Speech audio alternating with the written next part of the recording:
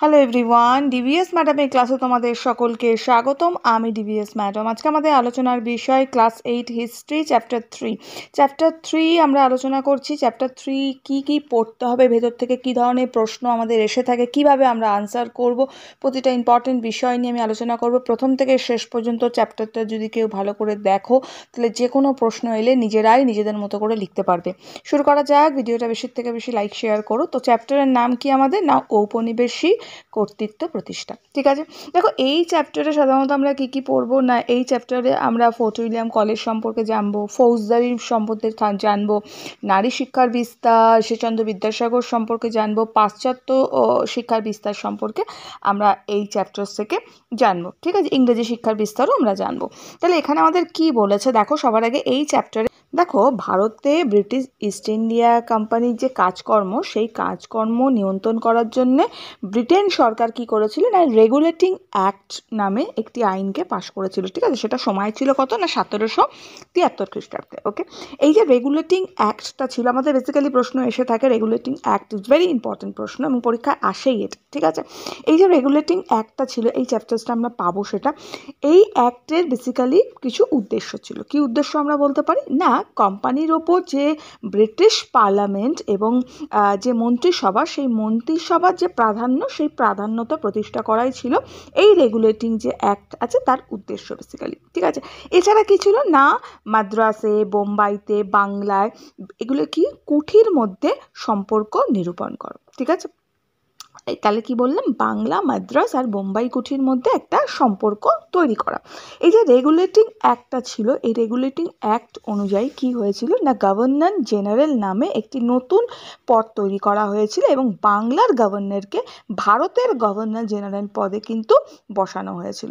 ওকে, company আমাদের যে যে ইস্ট ইন্ডিয়া কোম্পানি ছিল, ইস্ট ইন্ডিয়া কোম্পানির ভারতীয় সাম্রাজ্যের যে প্রশাসনিক দায়িত্ব, সেই প্রশাসনিক দায়িত্ব গভর্নর জেনারেল এবং 4 সদস্য নিয়ে গঠিত একটা পরিষদের হাতে কিন্তু দেওয়া হয়েছিল। এবার গভর্নর জেনারেল সংখ্যাগরিষ্ঠ সদস্যদের মত অনুসারে কিন্তু কাজ করতে তখন বাধ্য থাকতো, যা সংখ্যাগরিষ্ঠ বলবে সেটাই কিন্তু করতে হতো। এবার গুরুত্বপূর্ণ সিদ্ধান্তের বিষয় তখন মাদ্রাস, বোম্বাই প্রেসিডেন্টকে বাংলার গভর্নর জেনারেল এবং তার যে পরিষদে, সেই পরিষদের নিয়ন্ত্রণে আনা হতো। কিন্তু গভর্নর জেনারেল এবং কাউন্সিলের যে সদস্যরা, সেই সদস্যদের কার্যকলাপের যে সময়সূচি আমরা বলতে পারি, সেই সময়সূচি তখন কত ছিল, কত বছরের জন্য ছিল না, 5 ইয়ার্সের জন্য ছিল, 5 বছরের জন্য সেই সময়সূচি কিন্তু তখন ছিল। আর বাংলার তখন যে প্রথম আমরা বলতে পারি যে গভর্নর ছিল, সে গভর্নর কে ছিল না, প্রথম গভর্নর জেনারেল ছিল হচ্ছে ওয়ারেন হেস্টিংস। এই 1773 খ্রিস্টাব্দের রেগুলেটিং অ্যাক্ট অনুসারে তিনি বাংলার গভর্নর হিসাবে নিযুক্ত হয়েছিল। এই আইনের ফলে কি হয়েছিল না, এই আইনের ফলে কলকাতা ভারতের তখন রাজধানীতে পরিণত হয়েছিল। ঠিক আছে, 1774 খ্রিস্টাব্দে কলকাতায় সুপ্রিম কোর্ট তখন কিন্তু প্রতিষ্ঠা হয়েছিল এবং সুপ্রিম কোর্টের যে প্রধান বিচারপতি ছিল, তিনি কে ছিলেন না, ইমফে ছিলেন। পুরো নাম ছিল স্যার এলিজা ইমফে। ওকে, 1773 থেকে মোটামুটি 11 বছর ছিল, 1784 পর্যন্ত এই আইন কিন্তু তখন ওখানে প্রতিষ্ঠিত ছিল বা কার্যকরী হতো আমরা বলতে পারি। তো আমাদের যখন এই চ্যাপ্টার্সের ভেরি ইম্পর্টেন্ট প্রশ্নের মধ্যে সবার প্রথমে আমরা পেয়ে থাকি, সেটা হচ্ছে রেগুলেটিং অ্যাক্ট। এই যে এখানে এই জায়গায় আমরা রেগুলেটিং অ্যাক্টটাকে পাবো। এই just a second. R regulating act নিয়ে আমাদের এই যে দেখো টুকরো কথায় কিন্তু আমরা রেগুলেটিং অ্যাক্ট এবং পিট প্রণালী ভারতের প্রধান আইন, পিট প্রণালী আমি পরে ডিসকাশন করছি, রেগুলেটিং অ্যাক্টটা আমি বললাম। So regulating act is very important. Regulating act সাধারণত প্রশ্ন কি আসে না, রেগুলেটিং অ্যাক্ট কত খ্রিস্টাব্দে পাস হয়েছিল, আর এই আইনে কোম্পানির যে কার্যকলাপের আমরা বলতে পারি, এই আইনে কোম্পানির যে কার্যকলাপের উপর কিভাবে হস্তক্ষেপ করে সেটা আমরা লিখবো। তাহলে আমাদের প্রশ্ন কি আসে, রেগুলেটিং অ্যাক্ট কত খ্রিস্টাব্দে পাস হয় আর এই আইন কোম্পানির কার্যকলাপের উপর কিভাবে হস্তক্ষেপ করেছিল। ঠিক আছে, তো তখন আমরা এই যেটা আমি বললাম সেই কথাগুলো বলবো। আবার এই অ্যাক্টের উদ্দেশ্য কী ছিল সেটাও আলাদা করে আসে, সেটাও আমি বলে দিয়েছি। তো সেইভাবে কিন্তু আমরা বলবো। এবার আমরা একটু আলোচনা করব কি না, পিট প্রণালীর সম্পর্কে। দেখো এখানে আমরা বলতে পারি উইলিয়াম পিট। পিট কে ছিল না, পিট ছিল হচ্ছে ব্রিটিশ প্রধানমন্ত্রী। ওকে, উইলিয়াম পিট 1774 খ্রিস্টাব্দে যে আইন তৈরি করে তা কিন্তু পিটের ভারত শাসন আইন নামে পরিচিত ছিল। 1773 খ্রিস্টাব্দে রেগুলেটিং অ্যাক্টের কিছু ত্রুটি ছিল, সেই ত্রুটি দূর করার জন্য এবং কোম্পানির নানাবিধ কার্যকলাপের ওপর ব্রিটিশ পার্লামেন্টের নজরদারি আরও কঠোর করতে সেই সময় কি করেছিল উইলিয়াম পিট কিন্তু এই আইনটা তখন জারি করেছিল। ওকে, 1784 খ্রিস্টাব্দে এই যে পিট ভারত শাসন আইন অনুযায়ী যে বোর্ড অফ কন্ট্রোল কিন্তু তখন তৈরি করেছিল। বোর্ডের ওপর কোম্পানির সামরিক অসামরিক শাসন এবং রাজস্ব ব্যবস্থা পরিচালনার যে সম্পূর্ণ দায়ভার আমরা বলতে পারি সেই দায়িত্ব অর্পণ করা হয়েছিল। এবার পিট ভারত শাসন আইনে যে ইস্ট ইন্ডিয়া কোম্পানির শাসনের উপর কিছু নিয়ন্ত্রণ স্থাপন করেছিল। কি বললাম? পিট ভারত শাসন আইনে ইস্ট ইন্ডিয়া কোম্পানির শাসনের ওপর কিছু নিয়ন্ত্রণ স্থাপন করেছিল। এই আইনের মাধ্যমে কোম্পানির যে শাসন সংক্রান্ত কিছু যে ক্ষমতা আমরা বলতে পারি সেটা নিয়ন্ত্রণ কে করত না, ব্রিটিশ পার্লামেন্টের নিয়ন্ত্রণ সেখানে প্রতিষ্ঠিত হয়। ঠিক আছে, পিট ভারত শাসন আইন অনুযায়ী একটি বোর্ড অফ কন্ট্রোল, আমি আগেই বললাম বোর্ড অফ কন্ট্রোল তৈরি করে এবং সেই বোর্ডের হাতে কোম্পানির সমস্ত অসামরিক সামরিক এইসব আমরা বলতে পারি রাজস্ব ব্যবস্থা পরিচালনা সমস্ত দায়িত্ব কিন্তু তখন দিয়ে দেওয়া হয়।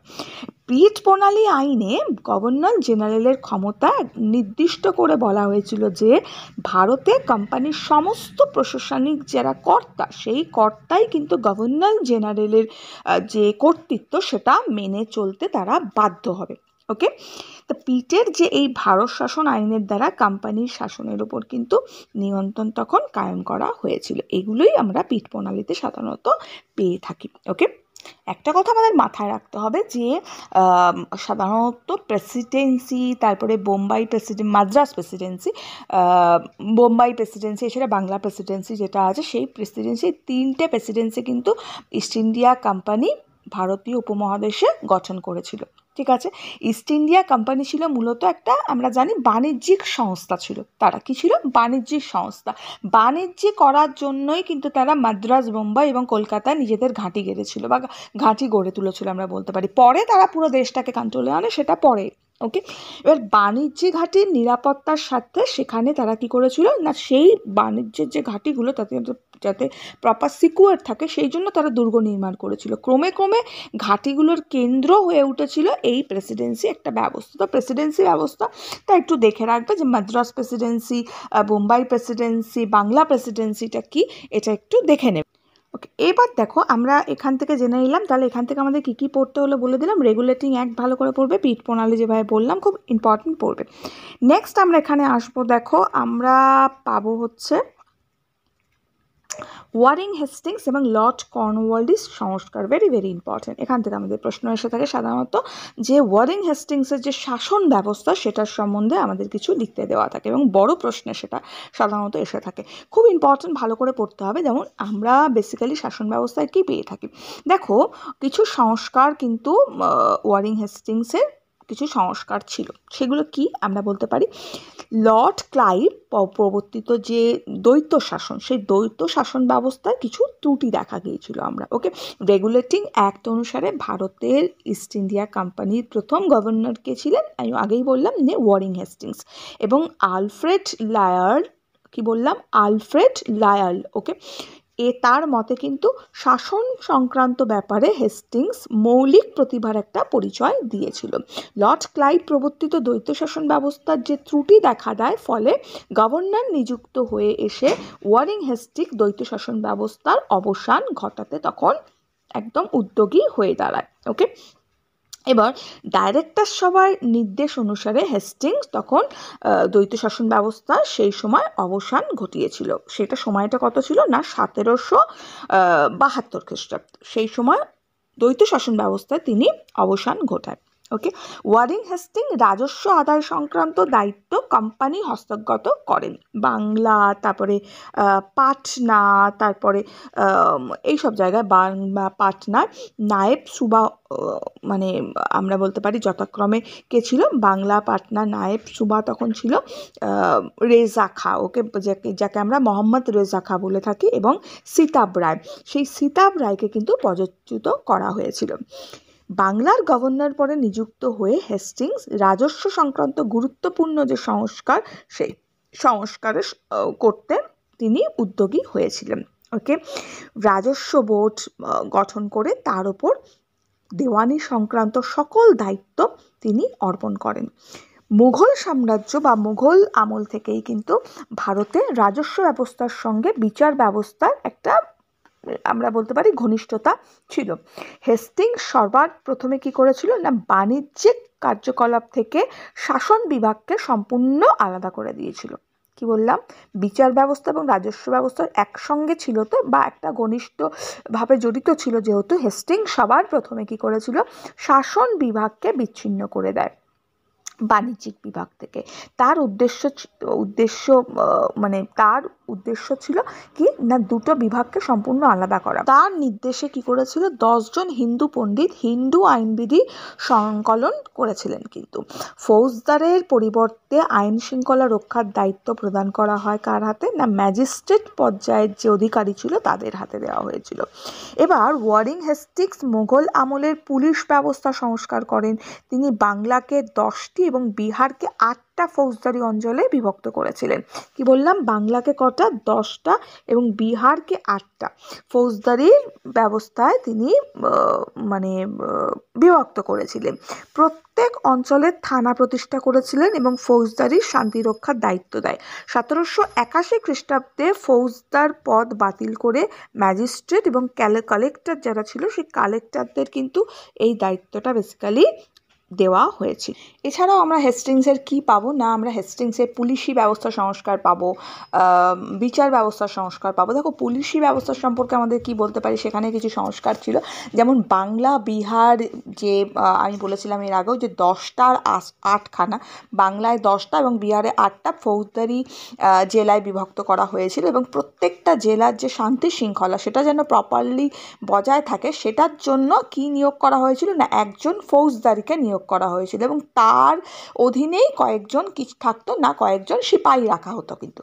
ওকে, এবার সিপাহী এবং অন্যান্য মোট যে লোকজন বা কর্মচারী ছিল, তারা মোটামুটি কতজন ছিল, মোট কর্মচারী সেখানে 34 জন ছিল। ওকে, 34। তারা কি করতো, ফৌজদারকে সেই অঞ্চলে শান্তি রক্ষার কাজে তারা সাহায্য করতো। টোটাল এই যে 34 জন লোক ছিল, তারা তাকে সাহায্য করতো, সিপাহী মিলে। ওকে, এবার শহরের যে আইন শৃঙ্খলা, সেই আইন শৃঙ্খলার দায়িত্ব পালন করতো কে না, কোতোয়াল। শহরের আইন শৃঙ্খলার দায়িত্বে ছিল হচ্ছে কি নাম না, কোতোয়াল তাকে বলা হতো। জাস্ট সেকেন্ড, কোতোয়াল সেই দায়িত্ব কিন্তু পালন করতো। ঠিক আছে, গ্রামাঞ্চলে জমিদাররা নিজ নিজ এলাকায় শান্তি শৃঙ্খলা বজায় রাখতো, এবং ওয়ারিং হেস্টিংস পুলিশি ব্যবস্থাকে জোরদার করার জন্য কিন্তু যথেষ্ট তার জন্য কার্যকরী হয়ে উঠেছিলেন। ওকে, 1700, সেই সময়টা ছিল 1781, 1781, 1781 খ্রিস্টাব্দে হেস্টিংস ফৌজদারি পদ তুলে দেয়, এবং কোম্পানির যে দেওয়ানি ছিল, সেই দেওয়ানি আদালতের যে বিচারকদের উপর কি দেওয়া হয়েছিল না, সমস্ত আইন শৃঙ্খলার দায়িত্বটা তুলে দেওয়া হয়েছিল, মানে দিয়ে দেওয়া হয়েছিল।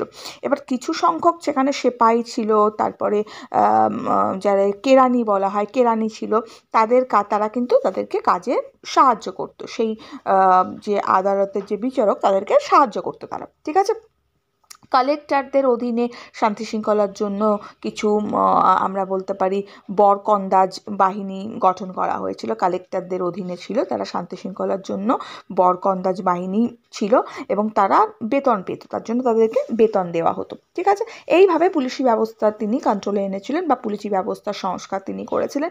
এছাড়াও তিনি করেছিলেন কি, বিচার ব্যবস্থা সংস্কার করেছিলেন। যে বিচার ব্যবস্থা আমরা বলতে পারি যে ওয়ারিং হেস্টিংস বাংলাকে 35 35টা জেলায় ভাগ করে এবং প্রত্যেকটা জেলায় কি করেছিল না মফস্বল দেওয়ানি এবং মফস্বল ফৌজদারি আদালত কিন্তু স্থাপন করেছিল। দ্বৈতী শাসনের কাজে বাংলার যে শাসন ব্যবস্থা তখন কি হয়েছিল না একেবারে নষ্ট হয়ে গিয়েছিল এবং ওয়ারিং হেস্টিংস বাংলায় প্রথম যে আমরা বলতে পারি একটা প্রপার বা সুসংহত বিচার ব্যবস্থার ভিত কিন্তু গড়ে তুলেছিলেন।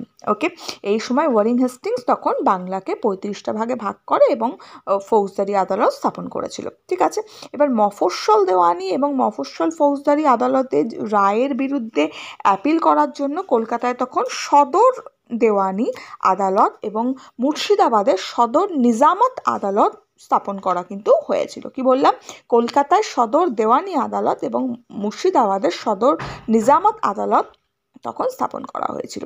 দেখো সেখানে 500 টাকা পর্যন্ত যে মামলাগুলো হতো সেই মামলার বিচার করতে পারতো কারা না মফস্বল দেওয়ানি আদালত। ঠিক আছে, 10 টাকার কম মামলার যে বিচার সেটা করতো কারা না ইজারাদাররা সেটা করতে পারতো এবং 500 টাকার যেটা ওপরে ছিল সেই মামলার বিচার হতো দেওয়ানি আদালত।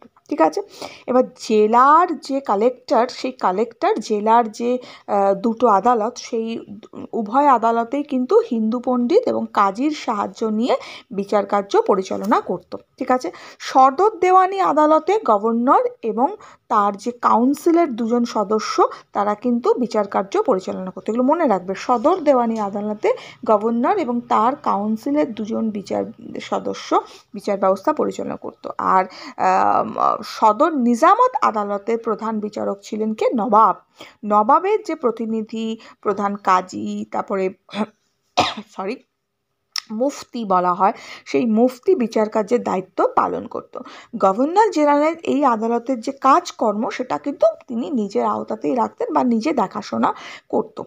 ওকে, এবার নতুন কিছু আইনের বিধি ছিল, যেমন আইনে যেমন বলা ছিল কিছু, যেমন দৈহিক শাস্তি রোধ করা হয়, তারপরে বিচারকদের বেতন দানের ব্যবস্থা করা হয়, অভিযোগ পেশের সময়সীমা একটা নির্দিষ্ট করে দেওয়া হয়। ঠিক আছে, নতুন কিছু আইনবিধি করা হয়েছিল, আদালতের যে কার্য বিবরণী লিখে রাখার একটা ব্যবস্থা করা হয়, এই সব জিনিস কিন্তু তিনি করেছিলেন আমরা বলতে পারি। আমাদের হেস্টিংস বাদেও আমরা কিন্তু পাবো হচ্ছে কর্নওয়ালিসের ব্যবস্থা। কর্নওয়ালিসের সংস্কার সম্পর্কেও এখানে তোমাদের দেখালাম যে কর্নওয়ালিস রয়েছে, আমরা হেস্টিংসটা ডিসকাশন করলাম, কর্নওয়ালিসেরটা আমরা একটু জানবো কারণ দুটোর কম্পেয়ার ডিসকাশনও আমাদের দিয়ে থাকে পরীক্ষায়, আর দুটোর ডিসকাশনই আমাদের আসে, যেমন হেস্টিংসের শাসন ব্যবস্থাও আসে, কর্নওয়ালিসের, এবং ভেরি ভেরি ইম্পর্টেন্ট প্রশ্ন পরীক্ষায় আসেই কিন্তু এগুলো।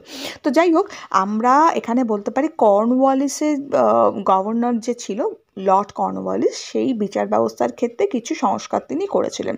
ওকে, বাংলার বিচার ব্যবস্থার ক্ষেত্রে ওয়ারিং হেস্টিংস যে একটা কাঠামো গড়ে তোলেন, কর্নওয়ালিস তাকে কিন্তু একটা সম্পূর্ণতা দেয় আমরা বলতে পারি।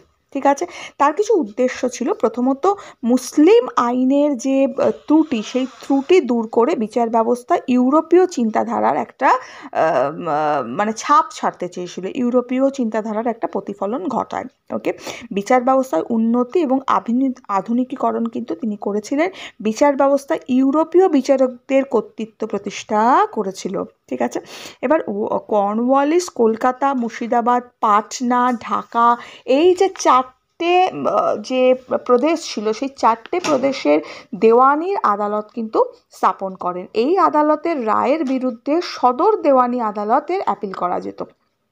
ঠিক আছে, যদি এই যেমন আমাদের হয় না যে তুমি যখন হাইকোর্টে কেউ বিচার চাইছো, যে তার বিচার যদি সেই প্রপার না হয়, সেই বিচারটার জন্য সে তার যদি মনে হয় সে স্যাটিসফাইড নয়, সে সেটার জন্য আবার সুপ্রিম কোর্টে যেতে পারে, তাই তো। তো তেমনই সেটা জন্য কোনো দেওয়ানি আদালতে স্থাপন করা হয়েছিল, প্রাদেশিক দেওয়ানি আদালত, সেখানে সেই আদালতের রায়ের বিরুদ্ধে কেউ আবার চ্যালেঞ্জ করে বা আবার কিন্তু সেই দেওয়ানি আদালতেও কেউ অ্যাপিল করতে পারতো। ঠিক আছে, এটা কিন্তু করা যেত তখন। ওকে, এবার সদর দেওয়ানি আদালতের অধীনে যে প্রদেশ, জেলা, সদর আমিন, তারপরে মুনসেফি আদালত, এগুলো স্থাপন করা হয়েছিল। ঠিক আছে, তিনি জেলার যে ফৌজদারি আদালত সেটা তুলে দেয় এবং কলকাতা, মুর্শিদাবাদ, পাটনা, ঢাকা, এই 4 চারটে জায়গায় এক আদালত প্রতিষ্ঠা করে, এবং সেটা কি আদালত ছিল না, ভ্রাম্যমাণ আদালত ছিল। ভ্রাম্যমাণ আদালত প্রতিষ্ঠা করে। এই আদালতের রায়ের বিরুদ্ধে সদর নিজামত আদালতে অ্যাপিল করা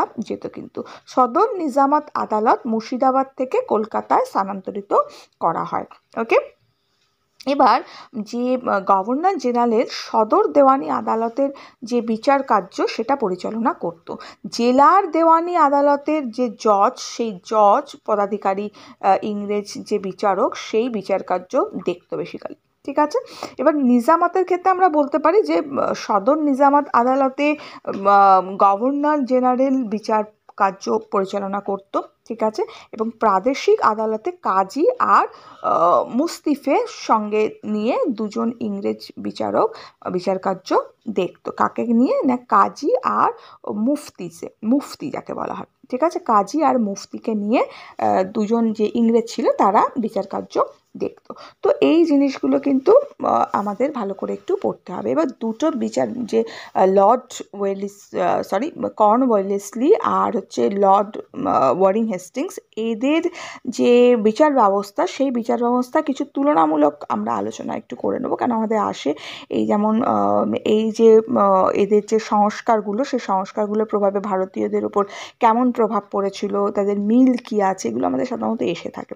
তো আমরা মিল সাধারণত ওয়ারিং হেস্টিংস আর কর্নওয়ালিসের বলতে পারি যে উভয়ের বিচার ব্যবস্থার যে সংস্কার করে সেটা ইউরোপীয় বিচারপতিদের সংখ্যা কিন্তু সেখানে বেড়ে গেছিলো, মানে ভারতীয়রা না, ইংরেজ যারা ছিল, ইউরোপীয়রা ছিল, সেই বিচারপতিরাই কিন্তু সেখানে বেসিক্যালি বিচার করতো, বেশি সংখ্যায় ছিল তারা। ঠিক আছে, তারা ইউরোপীয় বিচারকদের ভারতীয় যে বিচারক সেই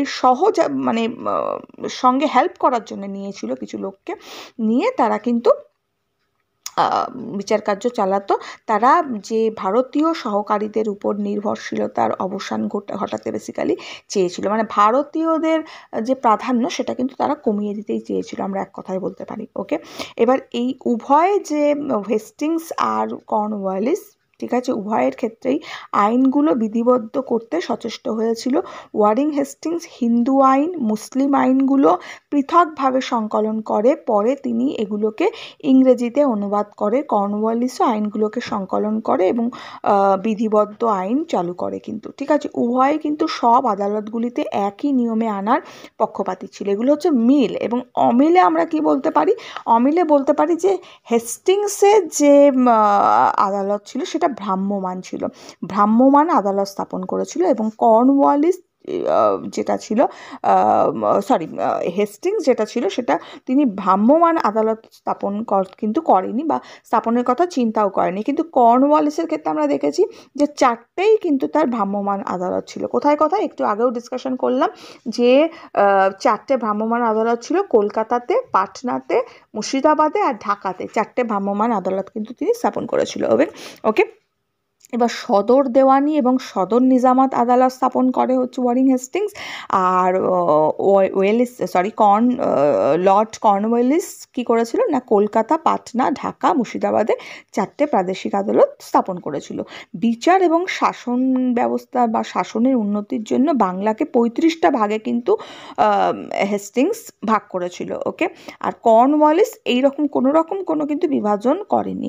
বিচার ব্যবস্থা হেস্টিংস অনেক ক্ষেত্রে ভারতীয়দের কিন্তু সহায়তা নিয়েছিল, আমরা দেখেছি, বাট কর্নওয়ালিস সব আদালতেই কিন্তু ইউরোপীয় বিচারপতি নিয়োগ করেছিল, সেটাও আমরা দেখেছি। বিচার ব্যবস্থা থেকে ভারতীয়দের কিন্তু সম্পূর্ণভাবে সেখানে বাদ দিয়ে দেওয়া হয়েছিল, বা ভারতীয়দের সেখানে নেওয়া হয়নি আমরা বলতে পারি। ঠিক আছে, এবং ওয়ারিং হেস্টিংস এবং কর্নওয়ালিস যে কর্তৃক বিচার ব্যবস্থার সংস্কারের ফলে ভারতীয় যে বিচার ব্যবস্থা সেটার কিন্তু আমরা বলতে পারি কিছু মানে আধুনিকীকরণের সূচনা হয়েছিল, সারা দেশে এই আইন কিন্তু প্রবর্তন হয়েছিল, এটা আমরা পেয়েছি। ঠিক আছে, তো এই জিনিসগুলো খুব ভালো করে এক্ষেত্রে পড়বে। ওকে, নেক্সট। এখানে একটু সুপ্রিম কোর্টের কথা আছে, একটু সুপ্রিম কোর্টটা পড়ে নেবে, আসে টিকা হিসাবে সুপ্রিম কোর্ট খুব ছোট প্রশ্নে এসে থাকে। যেমন আমরা এখানে দেখতেও পাচ্ছি যে 1773 খ্রিস্টাব্দের রেগুলেটিং আইন অনুযায়ী 1774 খ্রিস্টাব্দে প্রথম সুপ্রিম কোর্ট কিন্তু আসে কোথায় না কলকাতায়।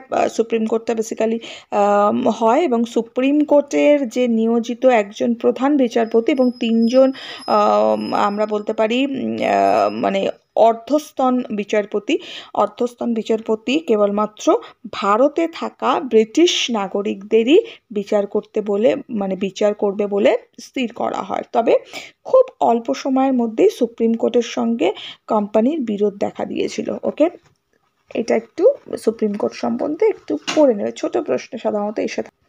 নেক্সট দেখো, এখানে আমরা পাবো হচ্ছে এই যে বেন্টিং ইজ ভেরি ইম্পর্টেন্ট। বেন্টিংটা খুব ভালো করে কিন্তু পড়তে। দেখো, বেন্টিংয়ের সংস্কার সম্বন্ধে আমরা এটাই বলতে পারি যে মানে উইলিয়াম যে বেন্টিং ছিল, লর্ড উইলিয়াম বেন্টিং, সেই লর্ড উইলিয়াম বেন্টিংয়ের আমলে ব্রিটিশ পার্লামেন্ট কোম্পানির জন্য সনদ আইন কিন্তু পাশ করে।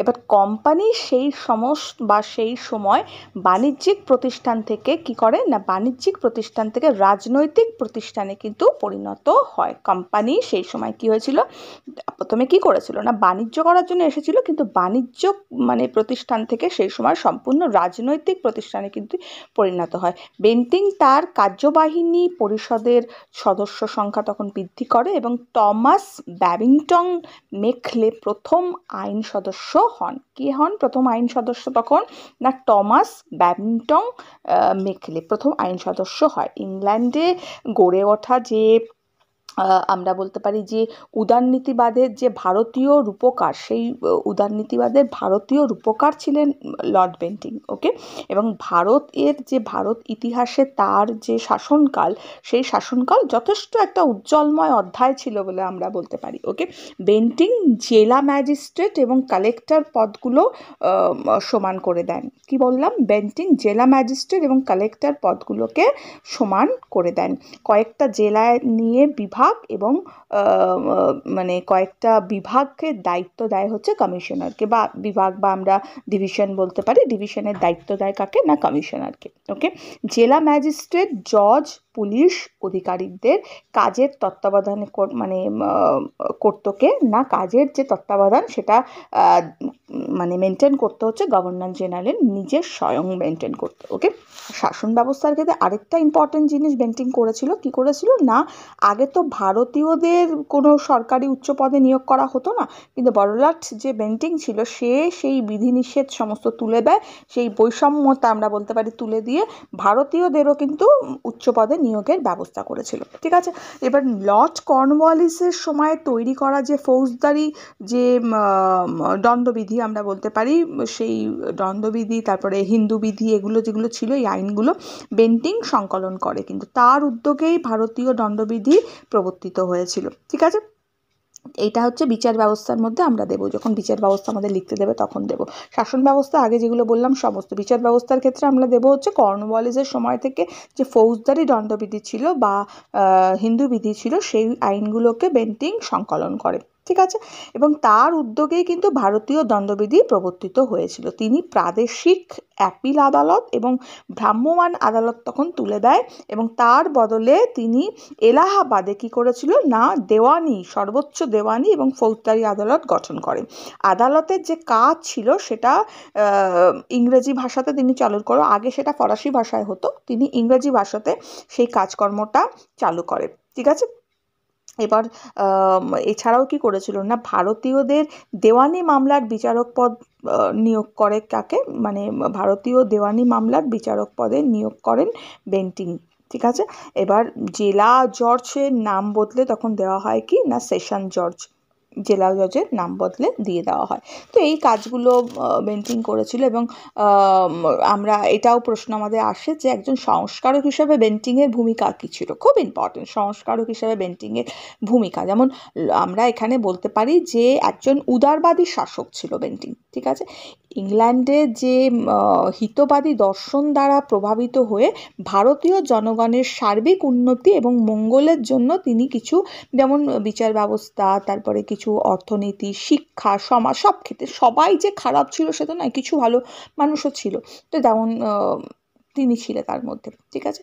তো যাই হোক, অর্থনীতি, শিক্ষা ব্যবস্থা, এই সর্বত্র ক্ষেত্রেই তিনি কিন্তু কিছু সংস্কার করেছিল এবং উদারবাদী শাসক বেন্টিংয়ের যে বৈষম্যের অবসান ঘটিয়ে ভারতীয় উচ্চ কর্মচারী পদ, মানে সেখানে ভারতীয়দের নিয়োগ করা হয়, যে মানে যে কর্মচারী পদ নিয়োগ করা হতো সেখানে ভারতীয়রাও যাতে নিয়োগ, আগে তো ভারতীয়রা নিয়োগ হতে পারতো না, সেটা যেন নিয়োগ হতে পারে সেই ব্যবস্থাও তিনি করেন। যেমন ডেপুটি ম্যাজিস্ট্রেট হিসেবে ভারতীয়দের নিয়োগ করেন তিনি, ডেপুটি কালেক্টর হিসেবে ভারতীয়দের নিয়োগ করেন, ঠিক আছে।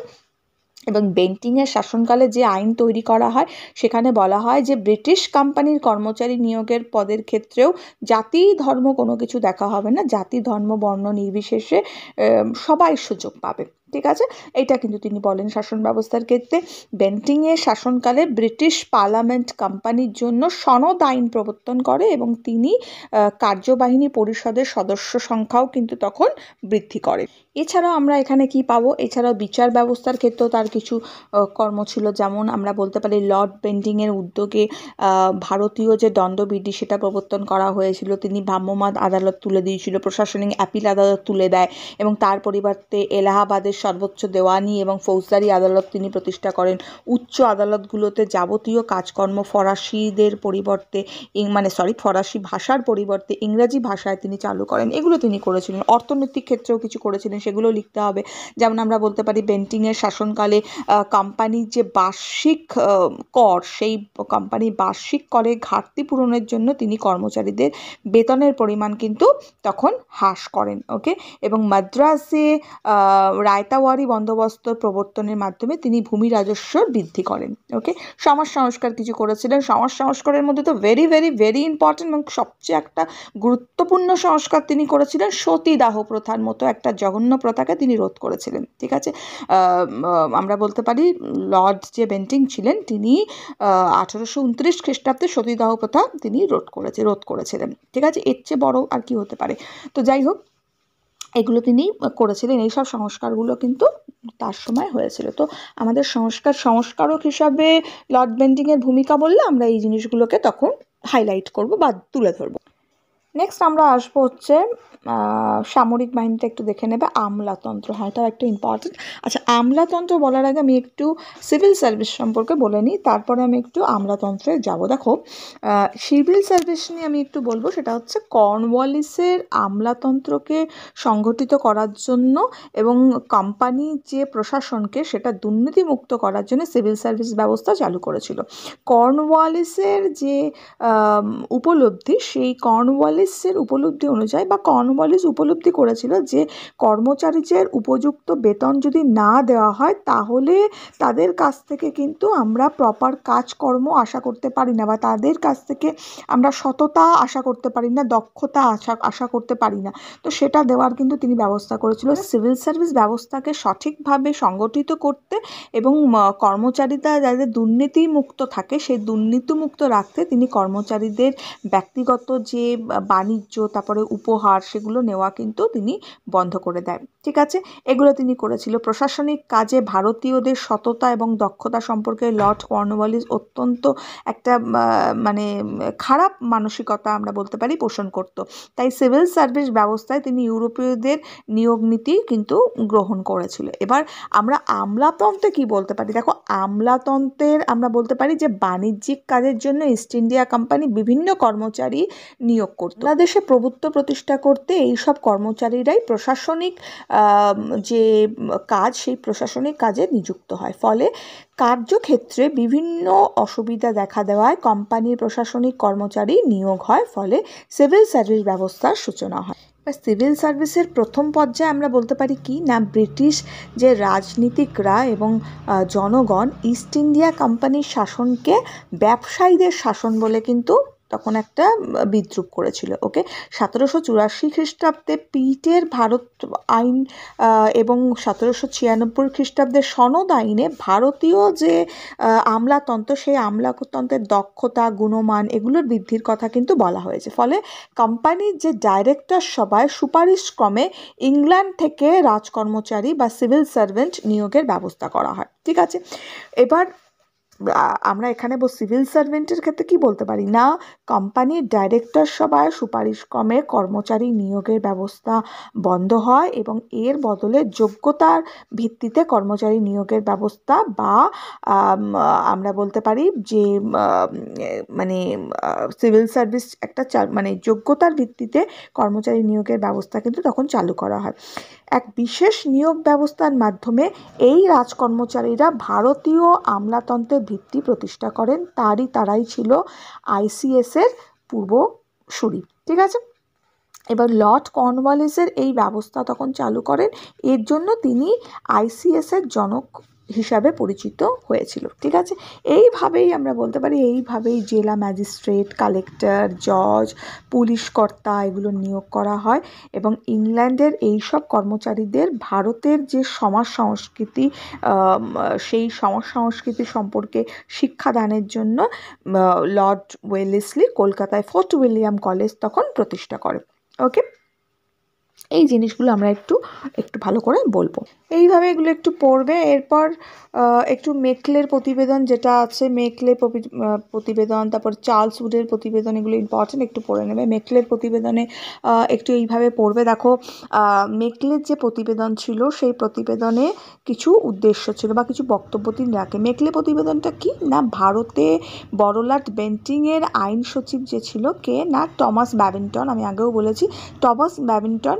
মেকলে সেই টমাস ব্যাবিংটন মেকলে ভারতে কি করেছিল না, শিক্ষানীতি সম্পর্কে একটা প্রাচ্যবাদী এবং পশ্চাৎবাদী মধ্যে সকল প্রকারের যে বিতর্ক, সেটার বিতর্কর অবসান ঘটিয়েছিল এবং অবসান ঘটিয়ে 1835 খ্রিস্টাব্দে ভারতে পাশ্চাত্য শিক্ষা ব্যবস্থার জন্য বড়লাট উইলিয়াম বেন্টিংয়ের কাছে একটি প্রতিবেদন পেশ করেছিল, যেটা মেকলে প্রতিবেদন নামে পরিচিত বা মেকলে মিনিটস নামে সেটা পরিচিত। ঠিক আছে, এবং মেকলে তার প্রতিবেদনে ভারতীয় শিক্ষা ব্যবস্থা সম্পর্কে কিছু বক্তব্য রাখেছিল।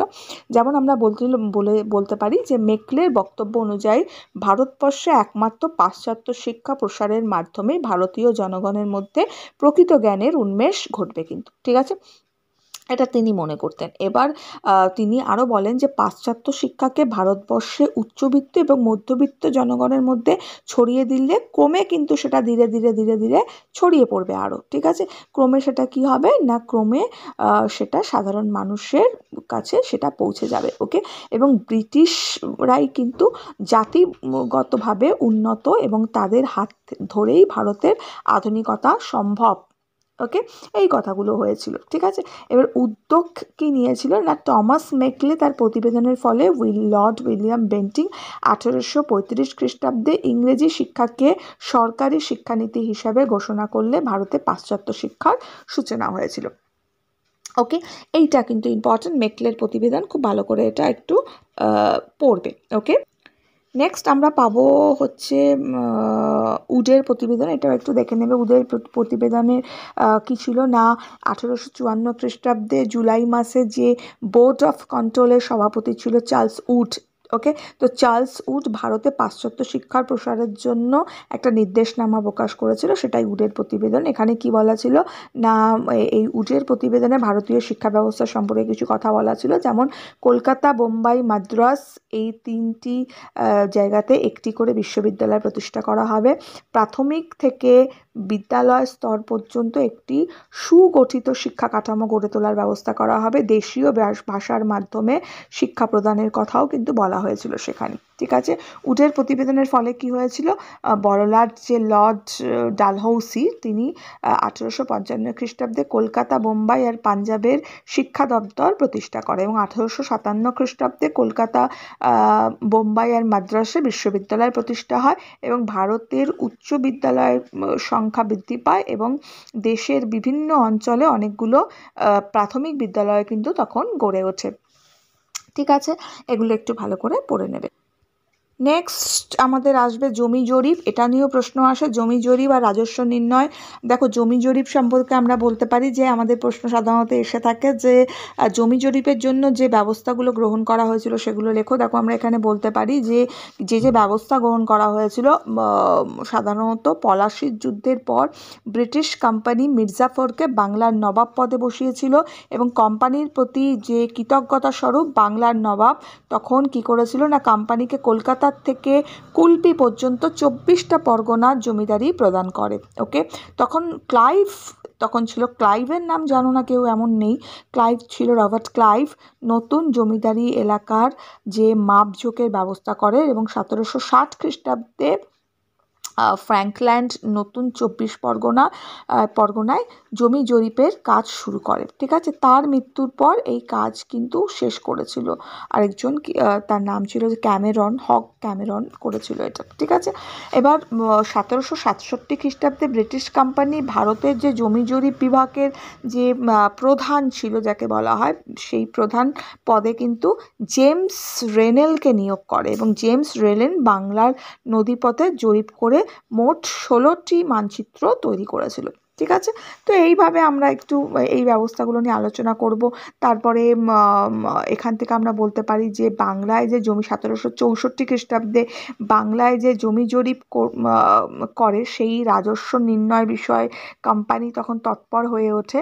1770 খ্রিস্টাব্দে কমিটি অফ রেভিনিউ গঠন করা হয় এবং সেই সালগুলো মনে রেখো একটু ভালো করে। ঠিক আছে, তখন সেটা গঠন করা হয় এবং 1786 খ্রিস্টাব্দে রেভিনিউকে নতুন করে সাজিয়ে তার নাম দেওয়া হয় কি না বোর্ড অফ রেভিনিউ। এগুলো একটু ভালো করে পড়বে। ঠিক আছে, নেক্সট এর মধ্যে আমরা পাবো হচ্ছে ইজারাদারি ব্যবস্থা। দেখো ইজারাদারি ব্যবস্থা সম্বন্ধে আমরা বলতে পারি 1700 এটা কিন্তু আসে প্রশ্ন আমাদের, ইজারাদারি ব্যবস্থা যেটাকে পাঁচশালা ব্যবস্থাও বলা হয়, সেটা ইজারাদারি ব্যবস্থা কি, এই ব্যবস্থার ত্রুটি কি ছিল। ঠিক আছে, এই ধরনের প্রশ্ন আসে। দেখো ইজারাদারি ব্যবস্থাটা কি আমরা বলতে পারি 1772 খ্রিস্টাব্দে ভূমি রাজস্ব ব্যবস্থার সংস্কারের যে পূর্ণ দায়িত্ব সেটা দেওয়া হয়েছিল কাকে, ওয়ারিং হেস্টিংস। সেই ওয়ারিং হেস্টিং বাংলার গভর্নর হয়ে তখন ছিল। ঠিক আছে, তিনি নিলামের মাধ্যমে 5 বছরের জন্য জমি বা ইজারাদারদের সঙ্গে জমি বন্দোবস্ত করেন। এই ব্যবস্থাই কিন্তু ইজারাদারি ব্যবস্থা বা পাঁচশালা ব্যবস্থা নামে পরিচিত। এই ওয়ারিং হেস্টিং বাংলার যে দ্বৈত শাসন ব্যবস্থার অবসান ঘটায়। তিনি বাংলা এবং বিহার এই দুই যে আমরা বলতে পারি নায়েব ও দেওয়ান যে রেজা খা আর সিতাব রায়কে তখন তিনি পদচ্যুত করেন এবং রাজস্ব আদায়ের দায়িত্ব কোম্পানির যে এখতিয়ারে নিয়ে চলে আসেন। ঠিক আছে, নিলামের মাধ্যমে যিনি সর্বোচ্চ হারে রাজস্ব দিতে সম্মত হতো আর কি, তাকেই তিনি 5 বছরের জন্য জমি ইজারা দেয়। ওকে, এবং নিলামদাররা ইজারাদার নামেই কিন্তু পরিচিত। এই যে বন্দোবস্ত ছিল এই বন্দোবস্ত বেসিক্যালি হয়েছিল তোমাদের 1772 থেকে 77-এর মধ্যে। এর কিছু ত্রুটি ছিল, যেমন নিলামের মাধ্যমে সর্বোচ্চ রাজস্ব দেওয়ার শর্তে যে ইজারাদাররা জমি পেলেও তারা কিন্তু নির্দিষ্ট রাজস্ব দিতে ব্যর্থ হতো। আর এই ব্যবস্থায় সরকারের আয় তখন অনিশ্চিত হয়ে পড়ে। আর এই ব্যবস্থায় তোমার কৃষকদের ওপর কিন্তু যথেষ্ট হারে টর্চার বেড়ে যায় বা অত্যাচার বেড়ে যায়। কারণ কি, জমিতে জমিদারের যে সত্ত্ব সেই সত্ত্ব অনিশ্চিত হওয়ায় জমিদাররা কৃষকদের একদম সর্বশান্ত করে দিয়েছিল। ঠিক আছে, কারণ তারা প্রপার কর দিতে না পারলেই তাদের ওপর অত্যাচার চলতো আর কি। ঠিক আছে, তো যাই হোক, ওয়ারিং হেস্টিং 1777 খ্রিস্টাব্দে পাঁচশালা ব্যবস্থাটা বন্ধ করে দেয় এবং সেটা তখন আবার একশালা ব্যবস্থাটা চালু করে। ঠিক আছে, তো এইভাবে পড়বে। এই প্রশ্নগুলোই আছে সাধারণত, চ্যাপ্টার শেষ আমাদের এই প্রশ্নগুলোই আছে, এগুলো ভালো করে পড়বে। এই যে হাতে কলমের যত প্রশ্ন দেখছো প্রত্যেকটা প্রশ্ন আমি করিয়ে দিয়েছি, প্লেলিস্ট ভিজিট করো পেয়ে যাবে। এছাড়াও এই চ্যাপ্টার লাইন ভিত্তিক ডিসকাশন আমি করে দিয়েছি, লাইন ভিত্তিক ডিসকাশনটা অবশ্যই পড়বে। যে প্রশ্নগুলো আমি এখন ডিসকাশন করলাম খুব ইম্পর্টেন্ট প্রশ্ন এসে বসে থাকে এগুলো আমাদের, যেমন পাঠশালা ব্যবস্থা সম্পর্কে লেখো, কোম্পানি যে জমি জরিপ ব্যবস্থা সেই ব্যবস্থা সম্পর্কে লেখো, তারপরে চার্লস উডের প্রতিবেদন কী ছিল, ঠিক আছে, মেকলে প্রতিবেদন কী ছিল, এগুলো খুব ভালো করে পড়বে, যেগুলো আমি বললাম, ডিসকাশন করলাম, ঠিক আছে। পাশ্চাত্য শিক্ষা বিস্তারের সরকারি উদ্যোগ কী ছিল, এগুলো ভালো করে পড়তে হবে। তাছাড়া ইস্ট ইন্ডিয়া কোম্পানির আমলে যে সিভিল সার্ভিসের সূচনা হয়েছিল সেটা সম্বন্ধে ভালো করে পড়বে। লর্ড বেন্টিংয়ের শাসন ব্যবস্থা, বিচার ব্যবস্থা, এগুলো সব খুব ভালো করে পড়বে, ঠিক আছে। কর্নওয়ালিসের যে সংস্কার ছিল, পুলিশি ব্যবস্থা ছিল সেটা, ওয়ারিং হেস্টিংসের পুলিশি ব্যবস্থা, এগুলো কিন্তু খুব ইম্পর্টেন্ট প্রশ্ন, এগুলো খুব ভালো করে পড়বে। এছাড়া রেগুলেটিং অ্যাক্ট ভালো করে পড়বে, ঠিক আছে। তো এখনের জন্য এটুকু। বন্ধুদের সঙ্গে লাইক শেয়ার করো, দেখা হচ্ছে তোমাদের সঙ্গে নেক্সট ভিডিওতে। আর যা যা আমি আলোচনা করেছি সব প্লেলিস্টে পাবে।